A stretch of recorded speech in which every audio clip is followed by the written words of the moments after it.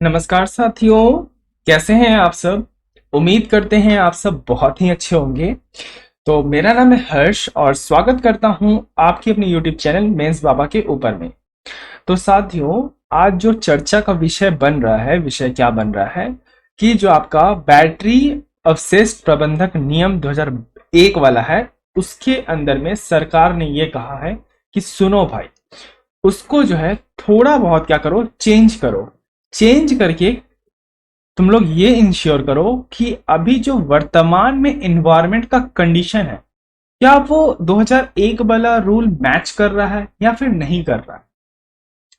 तो उसके अंदर में, रूल्स के अंदर में कुछ कुछ चेंजेस किए गए। अब वह चेंजेस आए हैं सामने, इसलिए बैटरी अवशेष प्रबंधक नियम 2022 जो है एक नया फ्रेम होकर रूल सामने आया। ठीक है, तो ये जो नियम है इसके अंदर क्या चेंजेस आए, क्या क्यों रिप्लेस किया गया इसे 2001 वाले से, सब कुछ चर्चा कर दूंगा इसमें। पर उससे पहले एक बार वीडियो को लाइक कर दीजिए, चैनल को सब्सक्राइब कर दीजिए और शेयर कर दीजिए अपने सारे दोस्तों के साथ। फिर चाहे वो तैयारी कर रहे हो यूपीएससी की, state PCS, SSC, banking, railway इत्यादि किसी भी एग्जाम की, जहां पे करंट अफेयर वगैरह आता है, तो उनका स्वागत है। तो साथियों, ये इंपॉर्टेंट रहेगा आपका जीएस पेपर 3 से। एक मिनट, मार्कर कहाँ गया भाई साहब। ओके, हाँ, तो जीएस पेपर 3 से इंपॉर्टेंट रहेगा इन्वायरमेंट, पॉल्यूशन एंड डिग्रेडेशन। तो न्यूज में भी देख रहे साथियों, द इंडियन वायर के द्वारा जो न्यूज पेपर है कवर किया गया है कि गवर्नमेंट ने पब्लिश किया है बैटरी बेस्ड मैनेजमेंट रूल 2022 वाला, ताकि जो आपका ये है बैटरीज है, वो एक बहुत बड़ा चैलेंजिंग ना बन जाए फ्यूचर में। क्योंकि आपको पता है कि जैसा कि हम लोग ने जब ईंधन वाली गाड़ी यूज करना शुरू किया था, तो उस समय हम लोग इतना नहीं सोचते थे कि हाँ, ईंधन वाली गाड़ी यूज करने के क्या नुकसान होंगे, क्या फायदे होंगे। उस समय चीजें उतनी डेवलप नहीं थी, हम लोग ने चीजों को बना दिया, उससे होने वाला नुकसान की तरफ कभी खासा ध्यान नहीं दिया। जैसे आपका सिंगल यूज प्लास्टिक हो गया, ये सब चीजें जब हम लोग ने बनाया, तो उस समय हम लोग ने अपने जरूरत के हिसाब से बना लिया और यूज भी काफी अच्छे तरीके से किया, क्योंकि जरूरत जरूरत थी तभी तो बनाया। इसलिए साथियों, उस समय हम लोग ने क्या किया, उसके होने वाले नुकसान को इग्नोर कर दिया। ठीक है साहब, लेकिन अब हम क्या करते हैं, अब हम लोग स्ट्रेटेजिकली डेवलपमेंट करते हैं, यानी सस्टेनेबल डेवलपमेंट की जब जहां हम बात करते हैं साथियों, वहां पे कहीं ना कहीं ये इंपॉर्टेंट बन जाता है कि जो भी चीज का हम इस्तेमाल करें, उससे हो रहे फायदे और नुकसान का हम ध्यान रखें। इसलिए जहां सरकार बात करती है इलेक्ट्रिक व्हीकल्स की तरफ मूव करने की, वहां जो बैटरीज यूज हो जाएंगी, खराब हो जाएंगी, उनको आप कैसे पूरे तरीके से डिकम्पोज करोगे, रीयूज करोगे। क्योंकि साथियों, जो बैटरी के अंदर में मटेरियल पाए जाते हैं वो हाईली टॉक्सिक होते हैं। अगर वो वातावरण में मिल जाते हैं तो उससे बहुत बड़ा नुकसान हो सकता है, तमाम तरह की बीमारियां फैल सकती हैं। इसलिए जरूरी बन जाता है हमारा जानना कि सरकार के द्वारा ऐसे जो कदम उठाए जा रहे हैं वो क्यों ना कहीं इंपॉर्टेंट है। एक तो पेपर के एस्पेक्ट से आपको चीजें जाननी चाहिए, लेकिन अगर आप भारत के नागरिक हैं तो आपको भी चीजों को इस बारे में जानना चाहिए, ताकि आप अपने भारत का जब डेवलपमेंट करें, उसमें योगदान दें, तो सही तरीके से दें। चलिए, तो आइए जानते हैं क्या है पूरी कहानी। इस रूल में यह कहा गया कि यह रिप्लेस करेगा बैटरीज मैनेजमेंट हैंडलिंग 2000 रूल्स 21 वाले को। ओके, इसमें हर तरह की बैटरीज को कवर करेंगे, चाहे वह इलेक्ट्रिक व्हीकल्स वाली बैटरी हो, पोर्टेबल बैटरीज हो, ऑटोमोटिव बैटरीज हो या इंडस्ट्रियल बैटरीज हो। इसमें हम लोग चारों बैटरी को कवर करेंगे। इसमें जो अमेंड किया गया वो पहला ये किया गया कि हम एक्सटेंडेड प्रोड्यूसर रिस्पॉन्सिबिलिटी इसमें लाएंगे।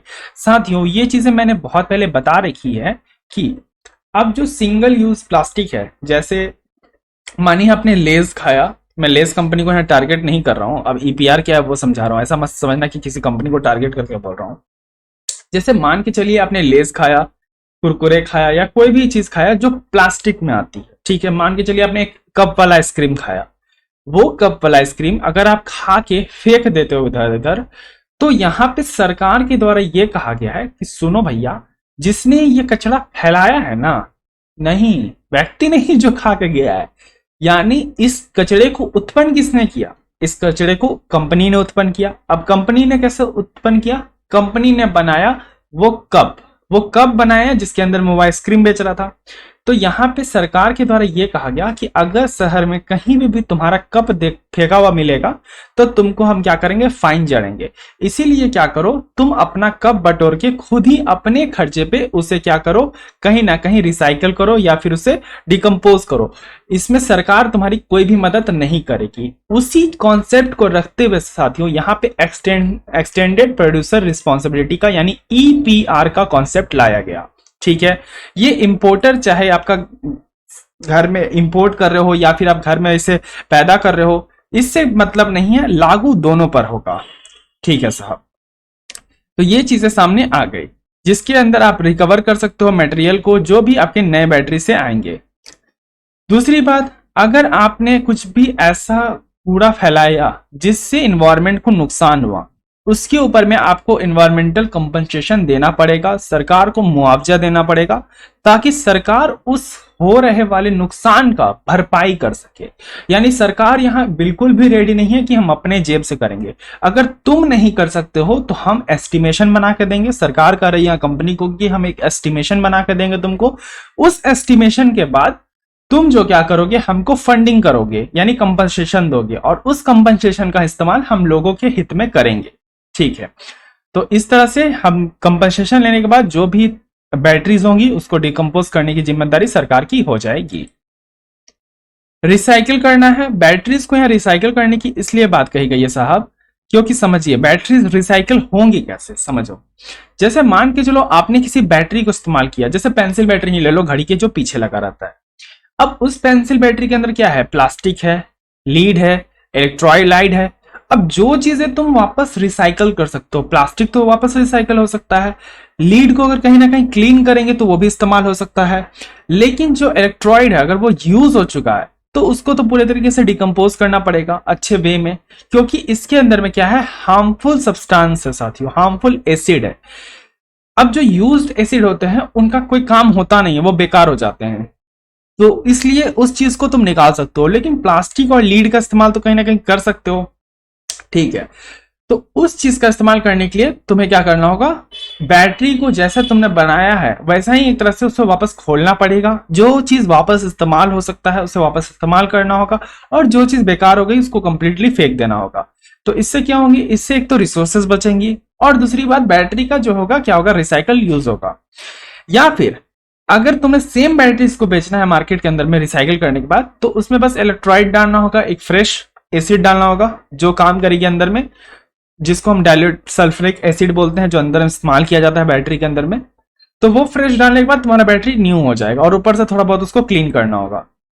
तो इससे क्या होगा, हम रिसोर्सेस कहीं ना कहीं बचाएंगे, और जो टॉक्सिक मटेरियल एनवायरमेंट में जा रहा है वो कहीं ना कहीं बचेगा। तो इस अमेंडमेंट में साथियों दो ही बात कही गई मेन, एक तो रिसाइकल वाला जो कॉन्सेप्ट था वो सब तो आपका ईपीआर के आने के बाद, तो मेन जो आया है ना वो आया ईपीआर यानी एक्सटेंडेड प्रोड्यूसर रिस्पॉन्सिबिलिटी। इसके लिए साथियों भारत सरकार एक ऑनलाइन पोर्टल खोलेगी जिसमें जाके आपको ईपीआर सर्टिफिकेशन लेना पड़ेगा। उसके बाद ये सर्टिफिकेशन दिखाने के बाद अगर मानो कल को आपके यहाँ छापा पड़ा, जहां प्रोडक्शन हो रहा है बैटरीज का, वहां पे छापा पड़ा, अब वहां पे छापा में ये पाया गया कि आपके पास ईपीआर का सर्टिफिकेशन नहीं है, यानी आप जो पैदावार फैला रहे हो उसका कोई डिकम्पोजेबल मटेरियल आपके पास, यानी आपकी कोई भी इंडस्ट्री डिकम्पोजिशन के ऊपर काम नहीं कर रही है। इस केस में आपको आपका काम वहां रोक दिया जाएगा, आपकी कंपनी को बंद किया जाएगा, या फिर लगाया जाएगा इन्वायरमेंटल कंपनसेशन। ठीक है, तो एक तरह से प्रोड्यूसर के पास क्या रहना चाहिए, ईपीआर का सर्टिफिकेशन रहना चाहिए कि हाँ मैंने एक इंडस्ट्री खोल के रखा है इसके ऊपर में जो बैटरी को क्या करेगी, रिसाइकल करेगी। इसके आगे फिर आपका प्रोडक्शन होते रहेगा, कोई प्रॉब्लम कहीं नहीं आएगी और बात चलते रहेगा। तो 2001 वाले में जो अमेंडमेंट किया गया साथियों, वो एक नॉर्मल सा रूल्स में चेंजिंग किया गया, बहुत बड़ा अमेंडमेंट नहीं था। ईपीआर का कॉन्सेप्ट डेवलप किया गया, बस दैट्स इट। और इसमें चारों बैटरी को, पहले 2 ही बैटरी आते थे 2001 वाले में, लेकिन अब चारों बैटरी को इंक्लूड किया गया है। तो साथियों आपको एक बार क्रिटिकल एनालाइज करना है waste management battery waste management rules के ऊपर में। और जहां हम ई वेस्ट की बात करते हैं, ई वेस्ट बहुत बड़ा कॉन्सेप्ट है, यूपीएससी लगातार क्वेश्चन इसके ऊपर में पूछ चुका है 2 बार। तो ई वेस्ट मैनेजमेंट देख लेना एक बार जाके, प्रीलिम्स में आ चुका है, वो रीड द कॉन्टेक्स्ट वाला में कि कौन सा ओवर स्टेटमेंट करेक्ट है, उस तरह का क्वेश्चन आ चुका है प्रीलिम्स में एक। तो प्लीज जाके इस पर पढ़ लेना ई वेस्ट के ऊपर में। बाकी ई वेस्ट पढ़ने के बाद आप क्या करना, बैटरी वेस्ट मैनेजमेंट रूल्स के ऊपर में क्या करना, एनालिसिस कर लेना। आशा करता हूँ टॉपिक क्लियर हो गया होगा। अगर हो गया है तो वीडियो को लाइक कर दीजिए, चैनल को सब्सक्राइब कर दीजिए, शेयर कर दीजिए अपने सारे दोस्तों के साथ। बहुत सारी स्पेशल क्लासेस चल रही हैं, जाके देख सकते हैं। तब तक के लिए अपना रखें ध्यान, मुझे दे आज्ञा, धन्यवाद। जय हिंद, जय